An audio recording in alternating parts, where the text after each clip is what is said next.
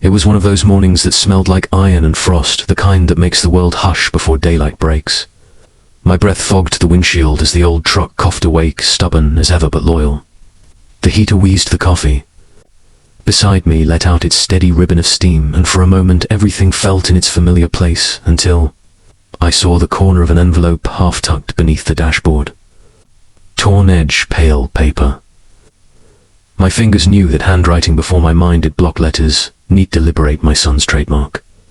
I slid the paper free the edges, catching against the calluses of my thumb. Inside were folded bills and a small note I didn't open. For a long second all I heard was the ticking engine and my own pulse uneven as worn spark plugs. He thought I wouldn't notice. But after 40 years fixing engines, I can spot anything misplaced in a machine or a life. A strange blend of warmth and offense pressed against my chest. Pride, I suppose, that he cared enough. Shame that he thought I needed it. The sun lifted shyly through the trees, turning the frost to glitter. I slipped the envelope back where I found it, smoothing the torn corner. Some things, I decided, don't need immediate repair. Sometimes you let the rattle ride a few miles before lifting the hood. I started the truck again and carried his secret with the sound of the road. Behind the farmhouse, my workshop leaned slightly to the left as if time pressed its shoulder against the wall and never cared to straighten it again. Inside shelves bow under the weight of old tools that remember better days, sockets worn smooth from loyal service. A radio from the 80s hums out of tune, but I keep it on anyway. It fills the silence my wife once tended so naturally with her humming. Her picture sits above the workbench, caught mid-lar, holding a pie with burnt crust. Beside her, in another frame, is Daniel, gap-toothed and sunburnt, grinning in front of his first go-kart. He was always chartered toward motion. I remember him dragging out wrenches twice his size, insisting he could tighten a bolt if I'd just let him try. We shared quiet hours under hoods, grease smudges, crossing generations like fingerprints of patience. I wasn't a tender teacher, but I was steady. My lessons came through repetition and endurance. When he finally learned to rebuild a carburetor, his own eye clapped him on the shoulder instead of saying I was proud. In this family, silence often meant approval. After his mother passed, that silence thickened. Calls turned to quick updates, oil changes, bills, weather. You eating all right? Yeah, you, and that was that. I convinced myself the fewer words we used, the stronger our understanding must be. He believed the same, I think, though in truth we were building distance disguised as bravery. My life settled into patterns. Repair a neighbor's pickup, fix Mrs. Grunt's mower, trade labor for firewood or homemade jam. Money enough for needs, never for luxury. Pride feels heavier than any mortgage, but it balances a man. Out in the city, Daniel wore suits that didn't seem to belong to our name. Head moved into an apartment, to sleek to white, and smile through tired eyes. I used to wonder what he paid for that comfort in both cash and spirit. Head call on Sundays, the sound of distant traffic leaking through the line. I'd picture him holding some craft beer while pretending it tasted better for the price. He spoke of projects and deadlines, words that've never found a corner in my world of spanners and grit. Still, I took comfort knowing he seemed successful. That's what every parent wants to believe. They've left the next chapter richer, cleaner, moving forward. But watching him drive off after each visit, I sensed a camouflage of success. Too careful with his jokes, too quick changing topics. Maybe it was just me reading ghosts that weren't there. Or maybe we both learned well how to hide what worried us. When that first envelope appeared under my dashboard, I convinced myself it was a one-time misunderstanding. Some leftover payment had forgotten to mention. But then another came the following month, and another after that, each with its quiet generosity pressed flat between the folds. The handwriting never changed, neat and patient like his mother's recipe cards. I began to notice them even before he visited, like clockwork. Different amounts each time, small enough not to humiliate, but steady enough to suggest intention. Did he drive around with them, their rattling slightly against the dash as if his conscience had taken physical form in my truck. Some nights I'd stare at the envelopes lined on the shelf beside my wife's photograph, wondering which one of us she would scold first for giving too much, or for not simply saying thank you. For weeks I'd resisted opening one, telling myself curiosity was close cousin to weakness. But temptation wears persistence better than most vices. One dull Wednesday, the rain drumming, lazy and steady on the tin roof, I tore the flap. Inside was $300, crisp, deliberate, like freshly printed. Guilt. The note read, for truck repairs and gas. Don't skip your trips to town. I stared at those words until the ink blurred. The tone of them, that small, bossy tenderness, felt like insult wrapped in kindness. Did my own son pity me now? Did he think the smell of rust and fuel meant I was broke, not content? Something in me tightened. I folded the paper twice, slid it back and drove to town, the envelope burning like a secret misfire beneath the dash. That weekend I came up with a reason to see him. Got some spare alternator parts you might use, I told him over the phone. He laughed, said, sure, come by any time. His voice carried fatigue he tried to disguise as casual cheer. His street felt foreign, rows of tidy lawns and silent cars, a world polished down to appear effortless. Inside his house, the smell of detergent replaced the warmth of grease and coffee. Stainless steel appliances mirrored my reflection. I looked like some relic framed in chrome. He wore an iron shirt, sleeves rolled just enough to show he wasn't entirely corporate yet. His smile was too quick, eyes too careful.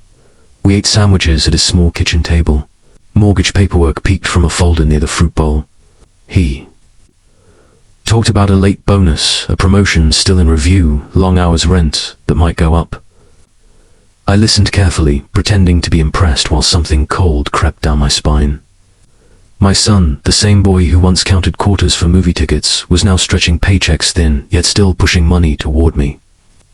I thought of all the times I'd assumed his adulthood meant immunity from worry. Maybe he'd inherited my brand of pride, spend your strength making others believe you don't need help. I felt smaller with every detail. Shame has weight, but it's heaviest when it shifts into fear for someone you love. Driving home dusk, settling like old dust, I decided I'd return what had given, but gently. Because if I confronted him directly, he'd feel the same foolishness burning in me now. Pride, a family heirloom neither of us asked for. So I tried something that made sense only to an old mechanic, fixing the problem without announcing the repair. At his next visit, when he left his jacket on the porch chair, I slipped the envelope, same bills untouched, into the inside pocket. A quiet reversal, like tightening a bolt before it rattles loose. The following month I found another envelope under my seat. My laughter startled the dog. That weekend I repaid the gesture, tucking it beneath the folded tarp in his truck bed. Thus began our strange exchange. At oil changes, he'd stash one under his driver's mat. Later he'd find a new one crammed behind my glove box. Our kindness became a secret duel, anonymous and absurd. There was something funny, even sweet, about the rhythm of it. I'd thank hell never outstubborn me while sliding his envelope into a lunchbox he'd left behind. I imagined his smirk doing the same at his end. We were talking through currency because words had failed us years ago. Months turned that ritual into background music, our unspoken understanding humming beneath daily life. Until one month, the pattern broke. I opened the truck one morning and found no envelope. Not under the dash, not anywhere. At first, relief, maybe he'd finally let it rest. But that evening, a text blinked on my phone, just one line from Daniel did. You get the money? I left it same place. My chest tightened. I replied I didn't see it. Hours passed, no answer. By Sunday I drove to his place, unease, gnawing. The envelope hadn't vanished, it had slipped into larger trouble. Whatever balance we maintained had gone missing, to replaced by questions neither of us knew how to phrase without cracking the shell of pride we'd both mistaken for love. I've always believed that some problems aren't solved by conversation, but by motion. Keep your hands busy long enough, and maybe the heart follows suit. After that missing envelope, the air between Daniel and me thickened with invisible questions. We spoke by text, polite but clipped. I could feel his worry pressing through every word, and it stirred something stubborn inside me. If he thought I needed saving, I'd prove I was still capable of pulling weight, not with arguments, but with work. So I started taking extra repair jobs. Word spreads fast in a town this small. By late afternoon, my yard looked like a congregation of wounded machines, lawn mowers, rust-bitten Chevys, a generator that coughed louder than it powered. I worked late rain, tapping the tin roof, cold seeping into my knuckles. Tools clinked in the quiet rhythm of confession. The little mirror above the workbench reflected the repetitive dance. My figure, bending, rising, repeating a portrait of both exhaustion and purpose. As the days blurred, I stacked cash in an old tobacco tin once used to store bolts. Each bill carried the tiny thrill of defiance. My plan was half sentimental, half ridiculous. He'd pay Daniel's upcoming property tax before he could a secret kindness. To balance the invisible scales between us. Love in our lineage always needed disguises. The effort had its cost. My back ached like a loose hinge, and the shadows under my eyes deepened. Still, the clatter of wrenches and smell of motor oil filled. A space silence could not.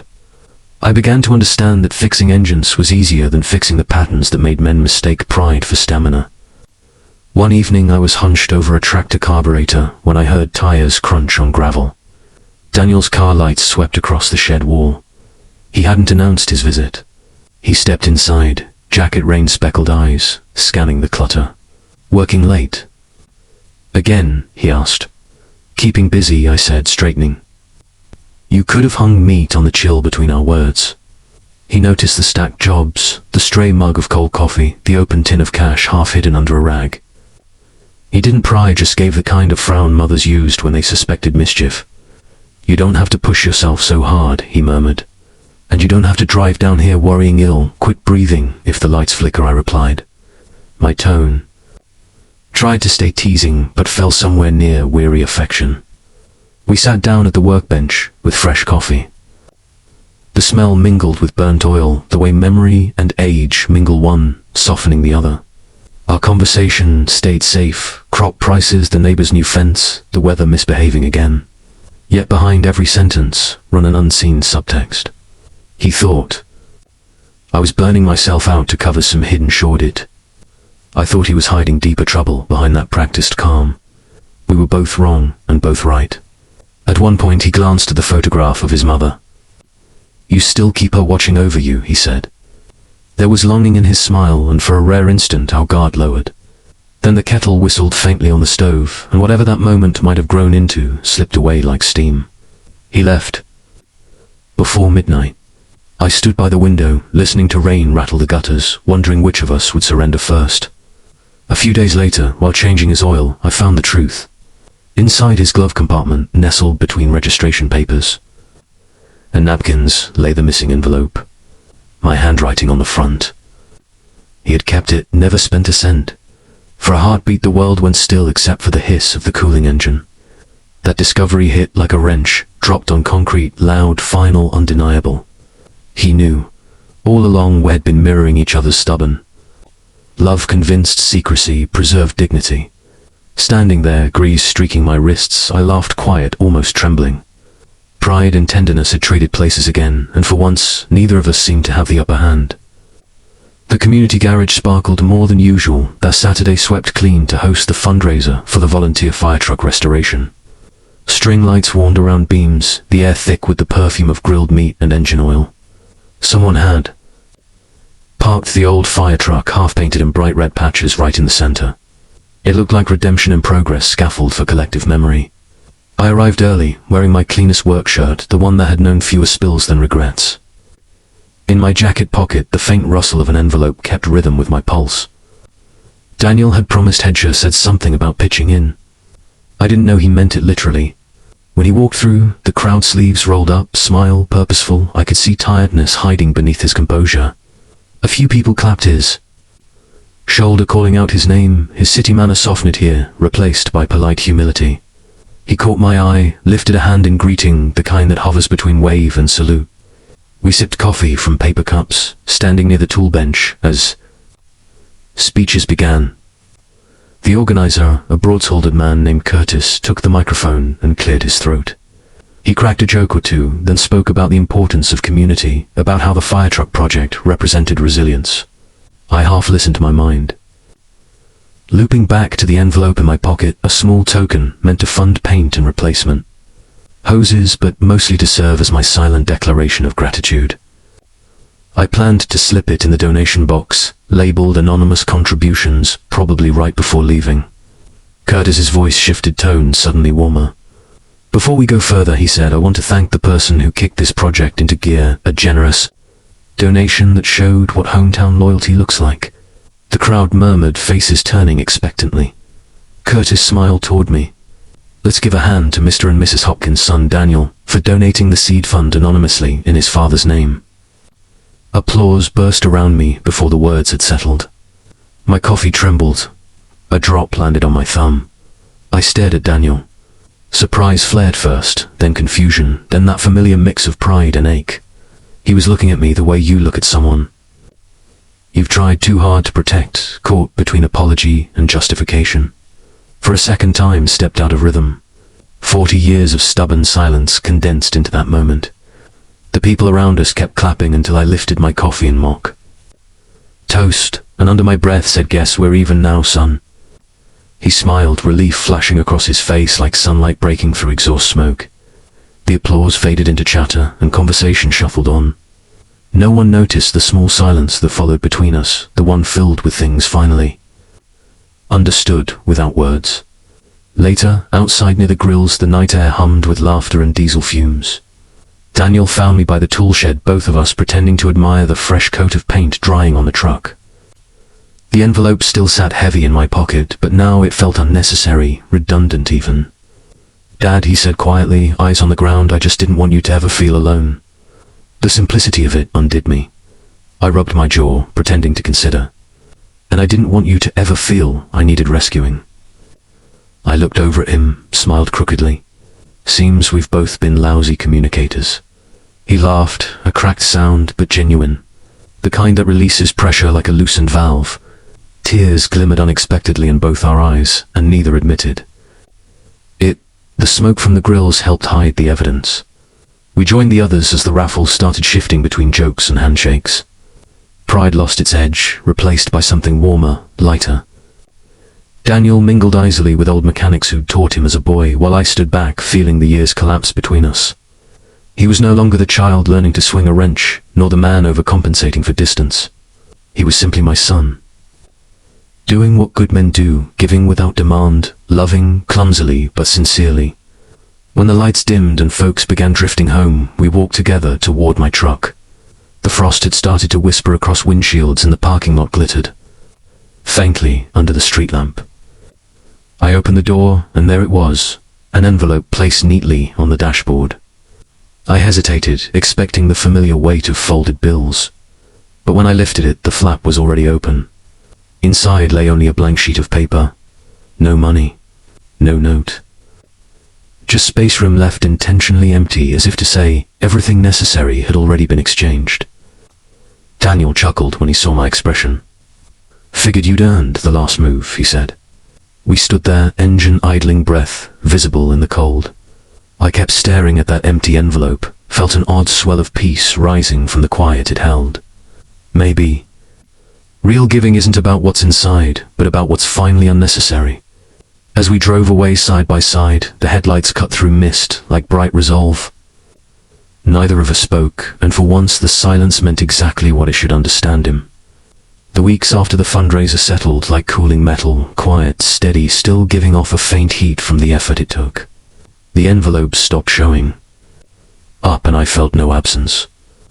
Silence, once a symptom of stubbornness, became something else. Space cleared for peace to move in.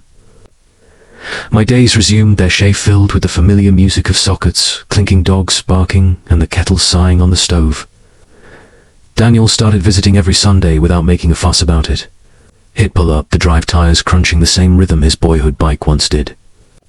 We'd work on the truck together side by side, as we used to, me holding the light, him elbow deep in stubborn machinery. Sometimes we spoke, sometimes we didn't. The quiet between us wasn't tense anymore, it simply belonged to us, an old friend who'd finally learned better manners. Casseroles appeared in my fridge, his wife's doing, I suspect. He'd slip jars of homemade pickles into his trunk when he wasn't looking. Gas receipts were split in half, not as barter but as conversation shorthand. I got this. One knew next. Generosity had turned into routine woven seamlessly into the fabric of ordinary living. What once embarrassed us now just fit. Every so often, I'd catch him staring at the empty spot on the dashboard where those first envelopes used to hide. We never discussed it. It had become the sacred section of our shared history, that corner of forgiveness still dusted with the memory of unnecessary secrecy. Love, I've discovered, has a clumsy way of revealing itself in my family. We never say it straightforwardly, we hammer it into gestures, bake it into meals, tuck it under dashboards.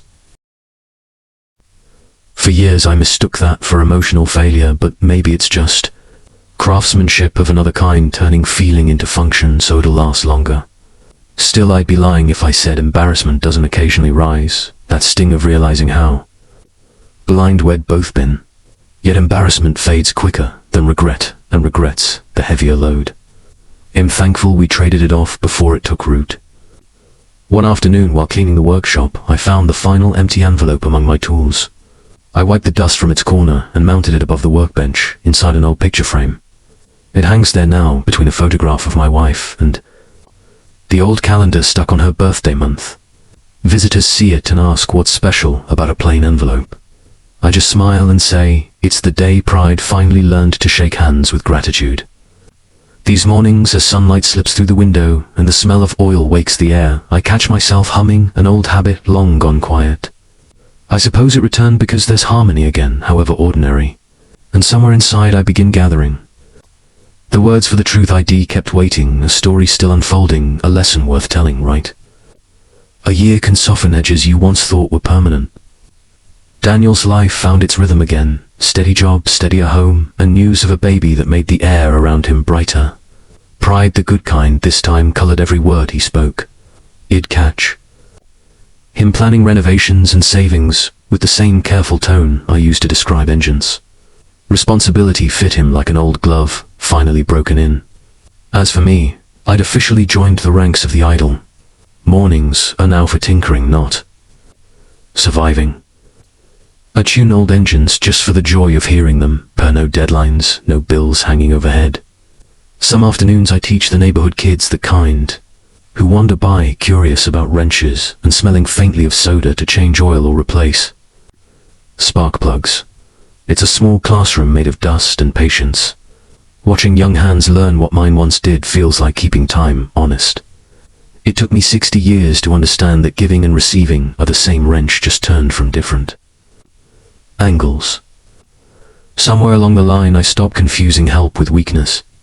Every time a kid grins at a humming motor, I see continuity, not charity. Maybe that's what real wealth is, seeing your effort travel forward, working quietly in other hands. When Daniel called to say the baby had arrived, my heart stumbled. Meeting my granddaughter felt like shaking hands with the future. She was swaddled in soft fabric, a small breath of warmth and trust. Daniel looked exhausted but content, and in that moment I saw my younger self standing behind his eyes, fumbling with both love and fear. Holding that child, I understood what all those envelopes were truly buying time. Time for us to grow past embarrassment, time for forgiveness to mature into gratitude. Love doesn't drain when it's shared, it circulates like oil in an engine, unseen but keeping every part alive. I moved his envelope once thinking I was fixing the situation. Turns out it was fixing me. Asterisk.